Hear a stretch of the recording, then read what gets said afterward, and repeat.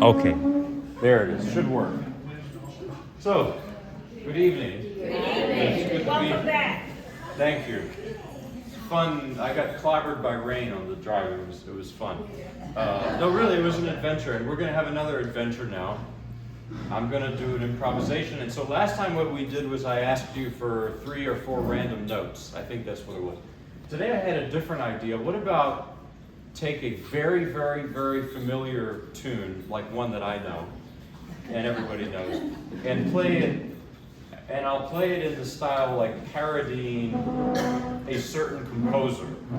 But my one request is that it's not Mozart or some, I mean, I love Mozart, but not someone that's so famous, well known. Something a little weirder. Is that an okay deal? Yeah. Okay, so let's pick the tune first. What melody do you want me to do? And anything, like something really. Somewhere my love. So, well, see, I don't know that well enough to. Sorry, I have reserved the right to. You suggested. Well, then it's not fair. Then it's not. It is. It's when you like. Well, And we'll follow you. some folk song or something that ever. Edelweiss also. I know it, but not well enough to. Something like. Love story. Okay, so is this the one? That's it. Oh, yeah. But then it gets a little fuzzy. So for me, so how about just like the basic outline of it? Is that fair? How about you pick a song that I already said that. Let's go with Love Story. I think it'll be funny. I like it. So now we need to pick the style of a composer. Of a composer. We said Beethoven. Oh, please. Chopin. Okay, Beethoven. How about Beethoven?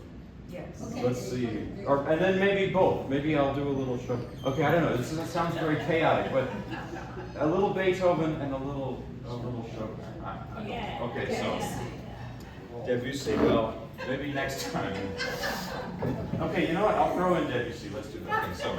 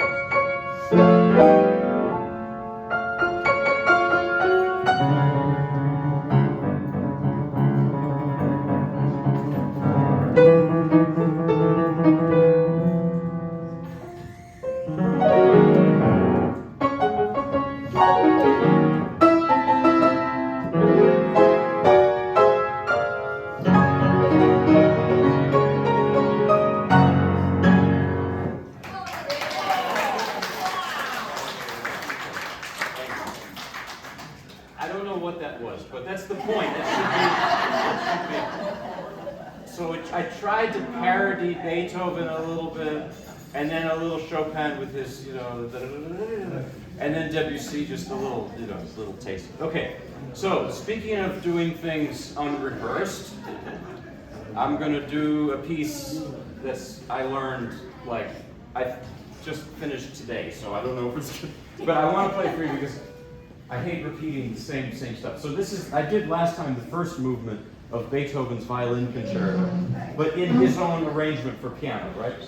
So now I'm going to do the second movement, the slow movement. So it's very meditative and peaceful, even more so than the first movement. And there was a conductor, Adrian Bolt, who I love very much. The way he described this, he said, I don't have anything to say, it's just beautiful music, that's all. I like that. So here is the piece. To recap from last time, Beethoven wrote his Violin Concerto in 1806. And the first performance with the violin, of course, did not go well. And Beethoven decided, with the urging of his friend Clementi, to rewrite it or adapt it for piano and orchestra, with the hope that it would, improve its favorability. It didn't, but the Violin Concerto became really appreciated later in the 1830s and 40s. It was kind of Mendelssohn who brought it to be, standard repertoire, and Joachim, the violinist, chosen, the Hungarian violinist. So Beethoven wrote the Violin Concerto at a time when he was really coming to terms with his deafness. So that's really underlined. I think it's a very philosophical piece because it's a piece about acceptance. He's accepting it completely. It's not Beethoven shaking his fist, like I was trying to imitate over there in that silly improvisation. So here is the second movement. Let's see what happens.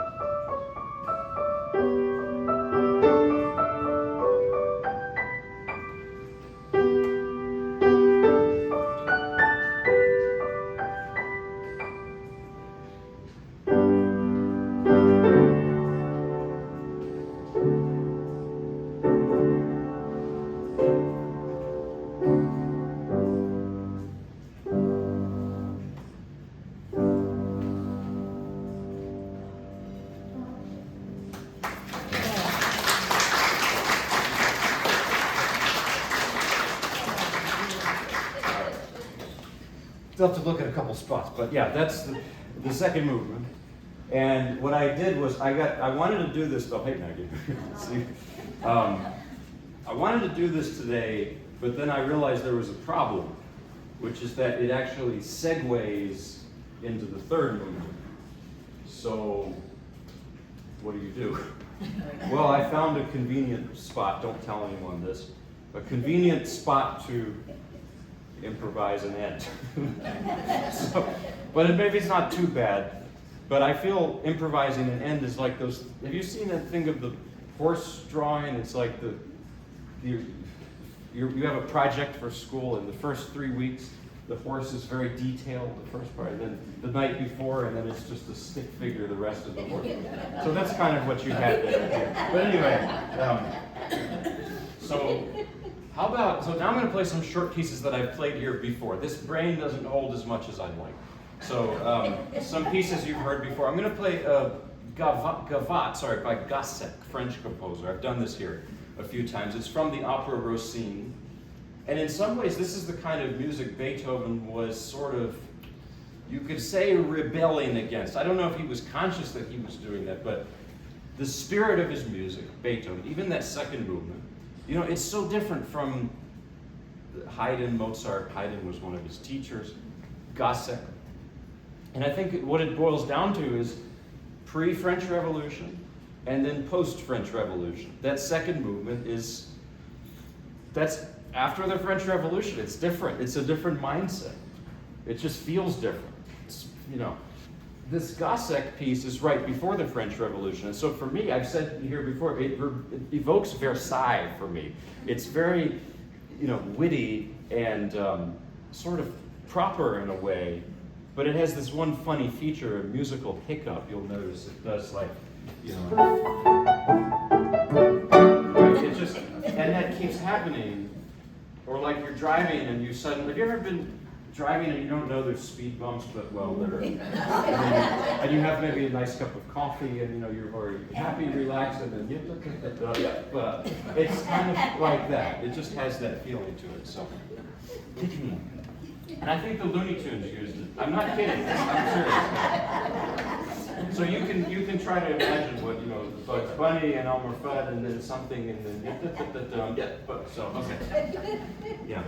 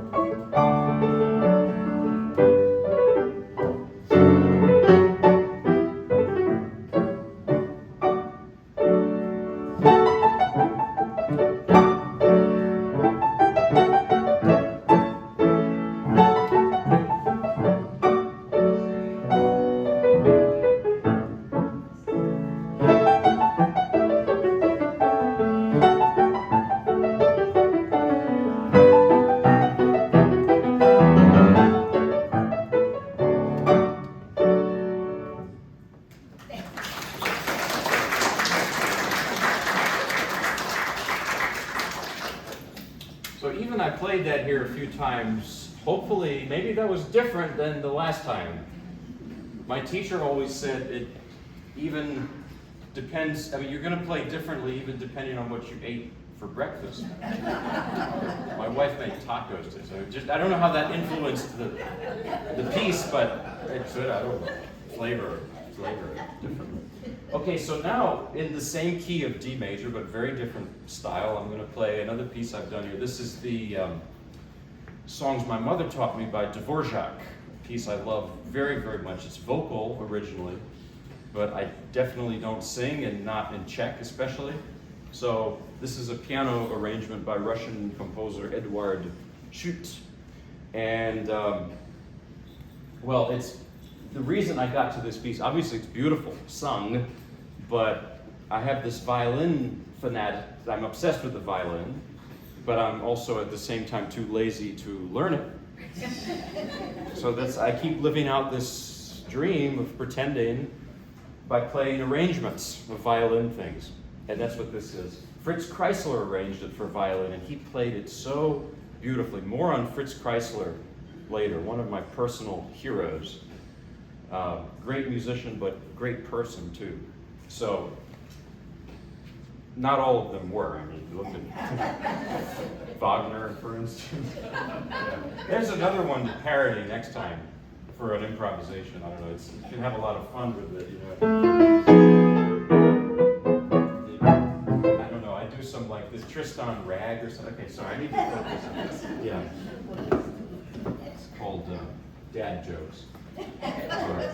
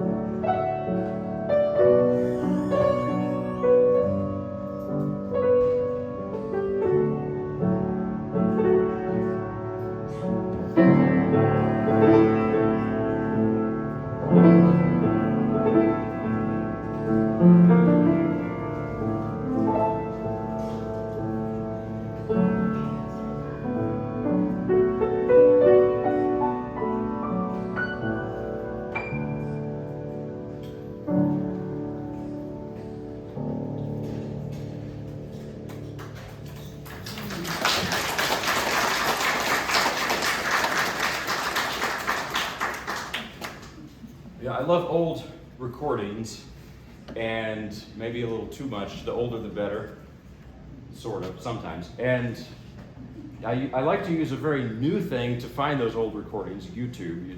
You can find anything. And there's Paul Robeson singing that. Not just classical, I mean, I love any, old recordings. And the words, he sings it in English, and the words are, I remember the songs my mother taught me, and now I teach them to my children. Isn't that add a whole other, it's just, Dvorak is great. So now a piece by, let's see, time, because I don't want to overstay my welcome, Oh, really, I've done that before. That's okay. Not a good thing. Yeah. Because So, this is a piece by Polish composer Moritz Moskowski, who lived mostly in Berlin. Very popular during his lifetime at the turn of the last century, but not so much now, unfortunately. Although Horowitz, for instance, liked to play his music a lot as encores and such. This piece is called Guitar, like a guitar, a flamenco guitar. And his buddy, Sarasate, violinist, heard it and arranged it for violin. That's normally the version that you hear. But like I said, I don't play this, so I play the original. Some thoughts on Moskowski and kind of all these pieces that I'm doing now, these short pieces, which I love the short pieces very, very, very much. There was a violinist I got to know pretty well at a summer festival. His name was Aaron Rozand. Does that name ring a bell? He's a great violinist. He was teaching at Curtis in Philadelphia. An old school violinist. He's no longer living. Actually, as a side note, did I tell you? I also do impersonations. Now maybe at the end I could, but I think I impersonated him pretty well. I can bring his voice to you right now.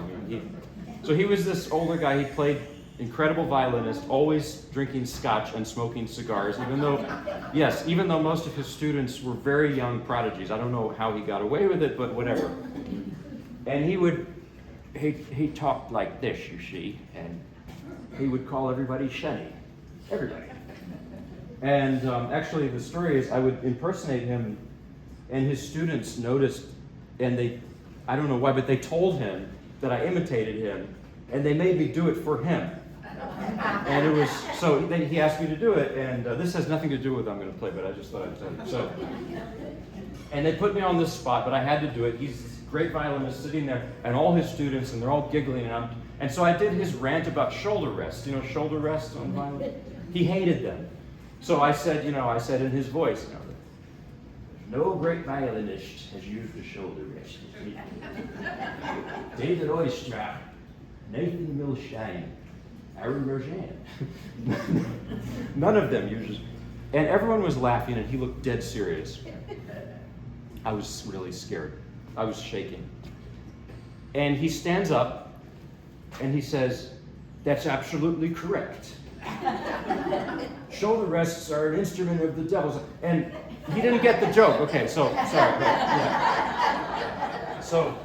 But anyway, Aaron Rozand said this very, very well. He said that musicians today, they don't play these short pieces as much in concerts. They want to play 4 sonatas, for example, in a row. Very serious, long pieces.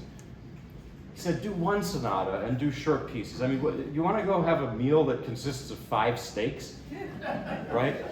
And so I remember that, and he talked about that a lot. So that's kind of a way to. It's one of the violinists that I pay tribute to in this prayer. So this is Moskowski's guitar. It's lighthearted, which in some classical music circles, if a piece is not downright miserable, it's not worth playing. So, but sometimes laughing and being happy is part of life too. So, same with music.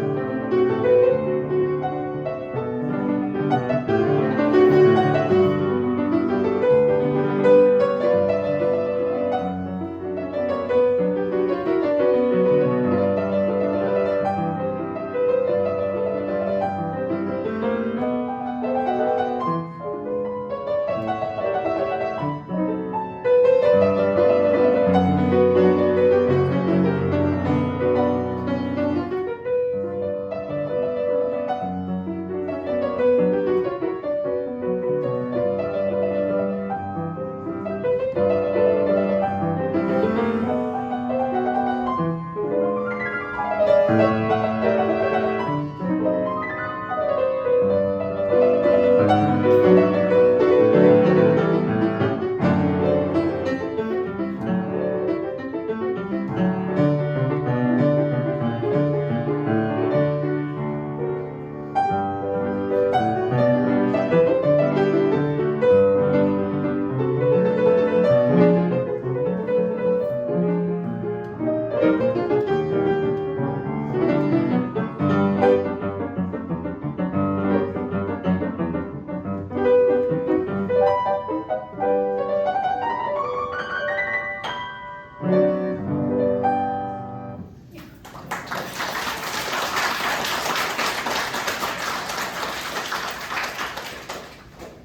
love that piece because it's just that's effervescent and fun, and yeah, having fun is not always a bad thing. So, well, it can be, but so now I'm going to play a piece by Ravel. I did this last time. This is the pièce en forme de habanera, a piece in the style of a habanera, which is a Cuban dance originally.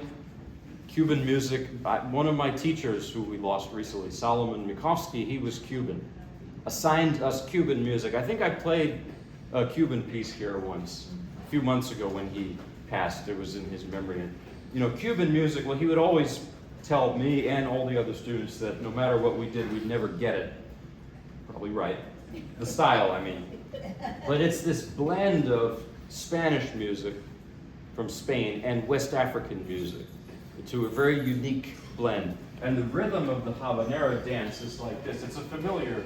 Habanera is also a pepper, by the way, like food, so spicy food, you know. This is the rhythm. Right, so like Carmen, Bizet's Carmen, there's a habanera. Because the dance became sort of all the rage in France at that time, late 19th, early 20th century. But let's see what Ravel does to it, or with it. Ravel's style initially was influenced by Debussy, you call it Impressionism, so it has this kind of coloristic effect. But he was, especially at the time, now we accept his style as, you know, normal or whatever, but at the time it was very controversial. I read a letter that Fauré wrote to Ravel. I played a Fauré piece here before, wonderful composer. He was one of Ravel's teachers.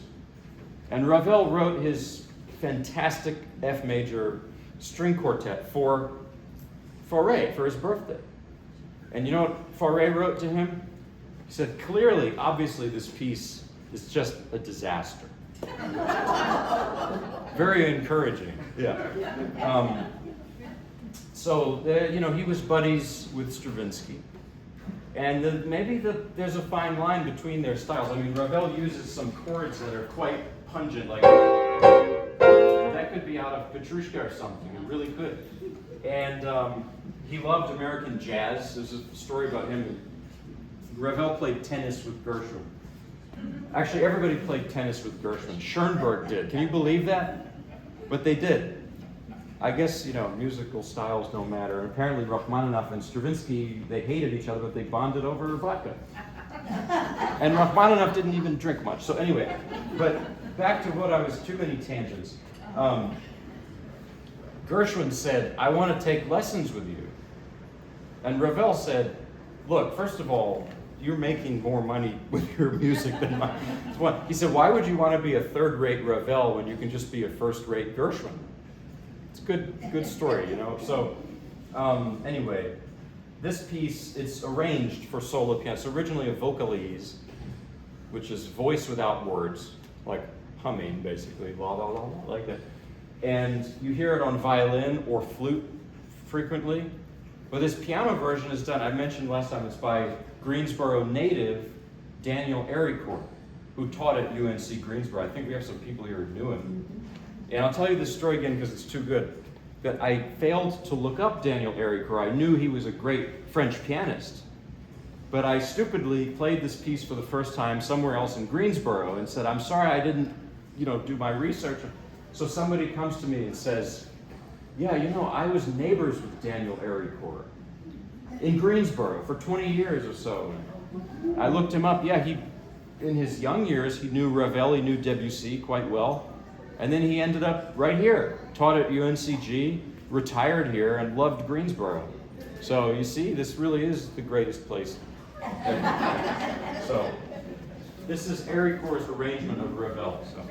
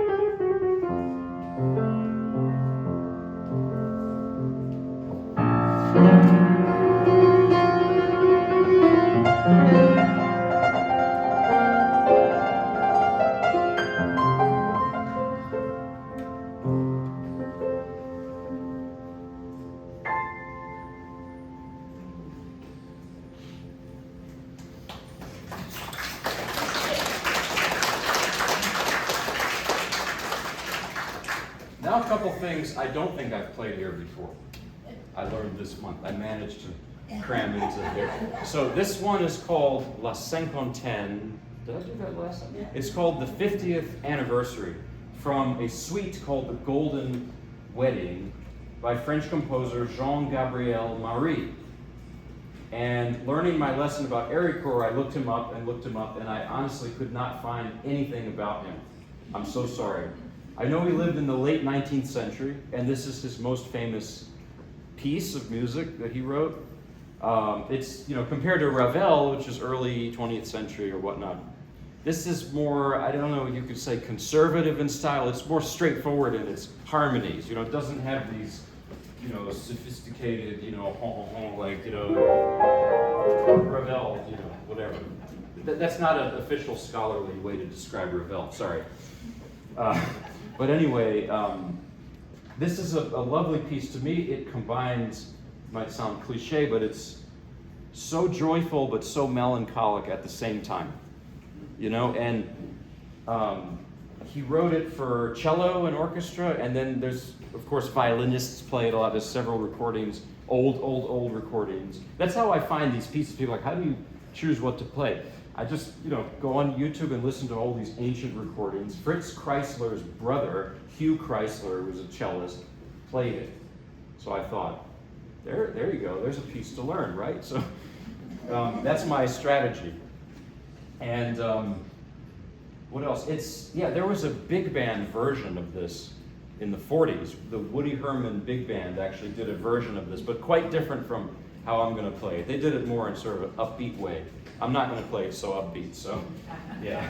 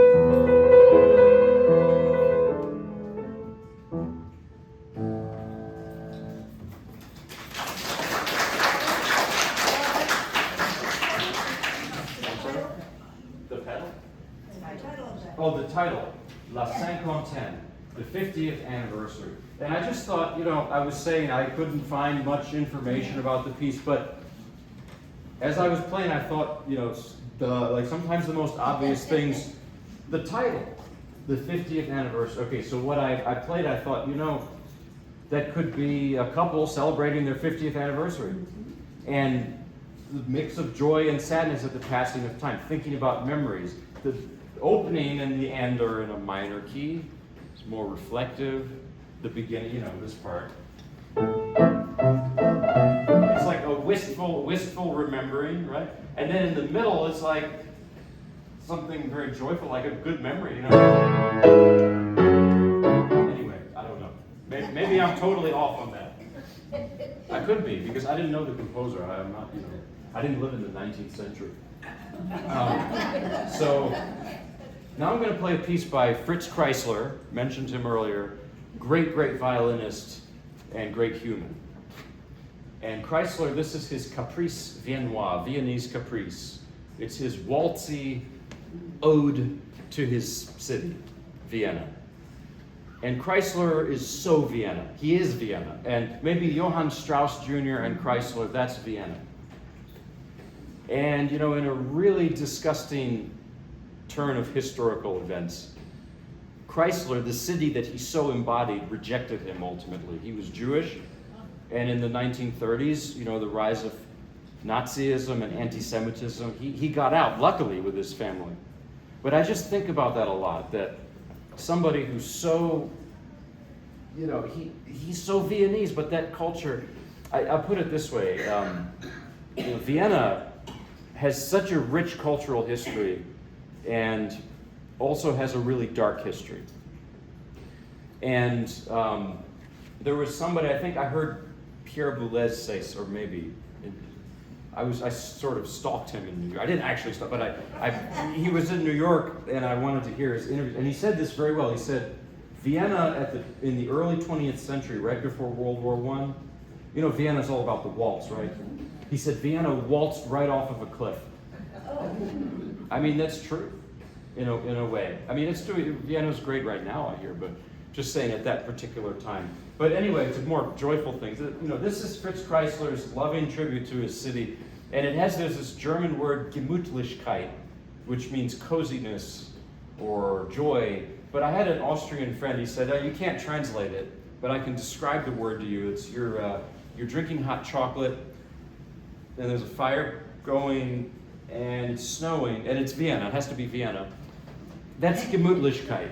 Well, it could be North Carolina. I mean, yeah, we haven't had any snow in like 3 years. Okay, but so here is the Viennese Caprice by Kreisler. Again, it's a violin piece, but I think it might be his arrangement. It doesn't even say who arranged it. So.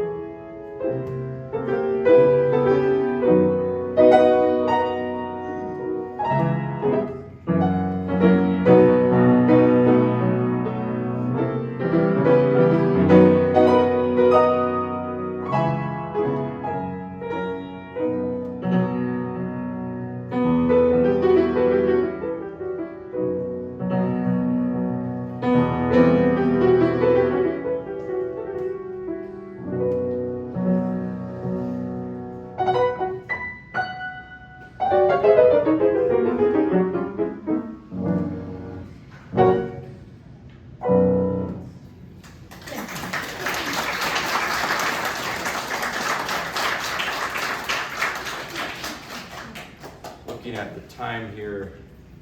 Yeah, maybe I don't do Franck. I was going to do Franck. It's kind of long.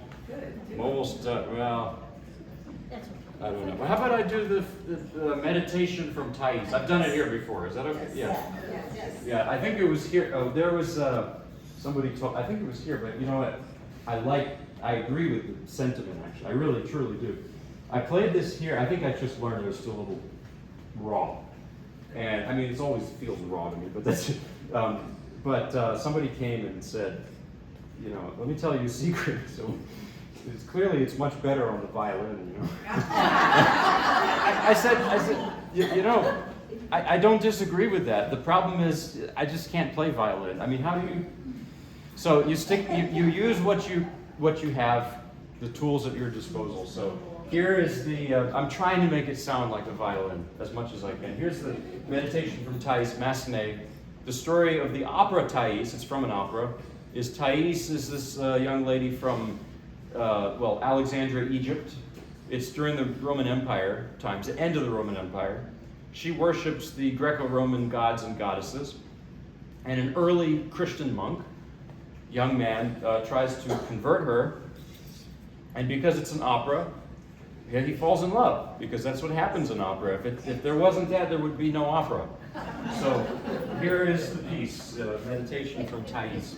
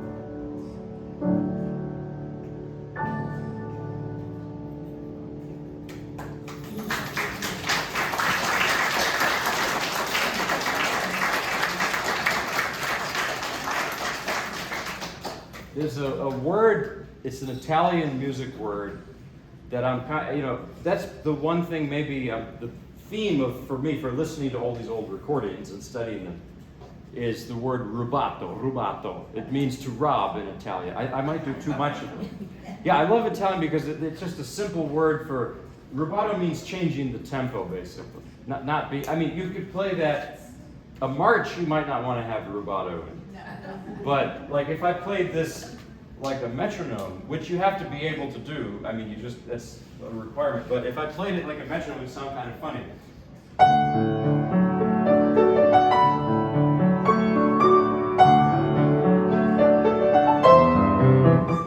Yeah, it's just, it has to be a little, and the old recordings, they're very free with the timing.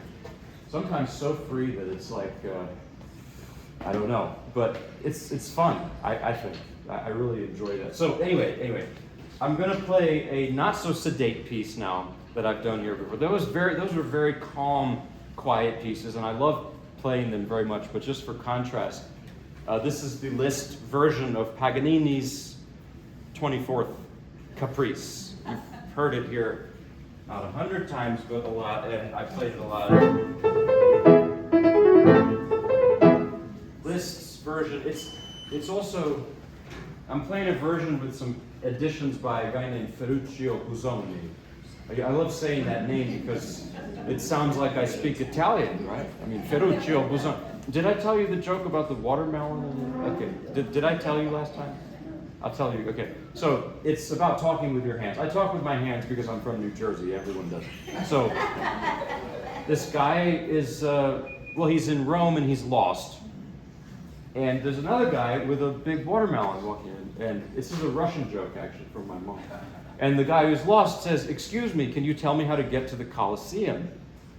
The other guy says, "Hold the watermelon, please." Okay, he says, "How should I know?" I love that joke. It could be Italy. It's actually about Odessa, which is on the Black Sea. That's another, south on southern sea. Okay, anyway, I'm going, So this is a Paganini arrangement of Liszt. It's a crazy piece. So what can I say?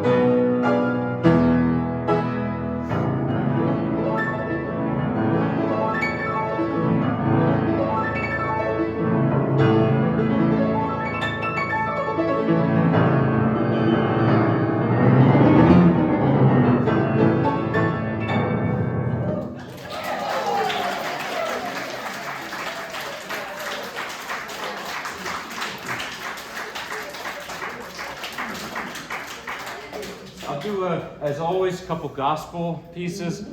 I'll do, because that was not soft and tender, I'm going to play, yeah, I'm going to play Softly and Tenderly, an old gospel hymn, of course, and I'm going to add some things to it. So, yeah.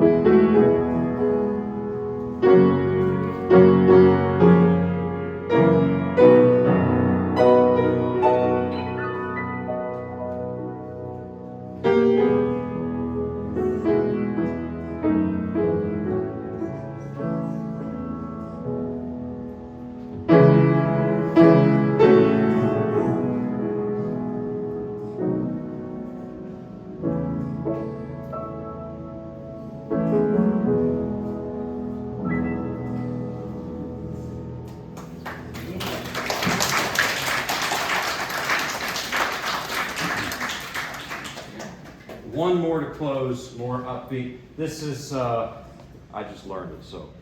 And I try to do it justice. Joshua fit the Battle of Jericho, which is a famous, and I try to emulate how Mahalia Jackson does it. She's my favorite musician ever.